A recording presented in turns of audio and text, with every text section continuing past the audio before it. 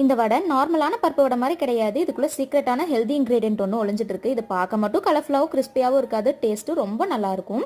இந்த ரெட் வடை பண்ணுறதுக்கு ஒரு கப் அளவுக்கு கடலைப்பருப்பை தண்ணியில் ஒரு 2 மணி நேரம் ஊற வச்சுக்கலாம். ஒரு மீடியம் சைஸ் பீட்ரூட்டை துருவி ஒரு கடாயில் நெய் சேர்த்து பீட்ரூட் ஆட் பண்ணி சால்ட் போட்டு நல்லா கலந்து விட்டு கொஞ்சமாக தண்ணி சேர்த்து ஒரு 50% வேக வச்சுக்கலாம். நம்ம ஊற வச்ச கடலைப்பருப்பில் இருக்க தண்ணியெல்லாம் வடிச்சு ஒரு மிக்சர் ஜாருக்கு மாற்றி 2 பச்சை மிளகாய், இஞ்சி, பூண்டு, சீரகம், சோம்பு, உப்பு, பெருங்காயத்தூள் இதெல்லாம் சேர்த்து கொரகொரன்னு அரைச்சி எடுத்து நம்ம வேக வச்ச பீட்ரூட்டில் ஆட் பண்ணி ஒரு பெரிய வெங்காயம், கருவேப்பிலை, மல்லி இதெல்லாம் சேர்த்து நல்லா கலந்துக்கலாம்.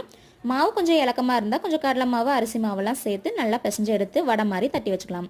நல்லா ஆயில் ஹீட் பண்ணிவிட்டு வடையை ஒவ்வொன்றா பொரிச்சு எடுத்தோம்னா சூப்பர் டேஸ்டியான கிறிஸ்பி பீட்ரூட் வடை ரெடி. டேஸ்ட்டு ரொம்பவே நல்லாயிருக்கும்.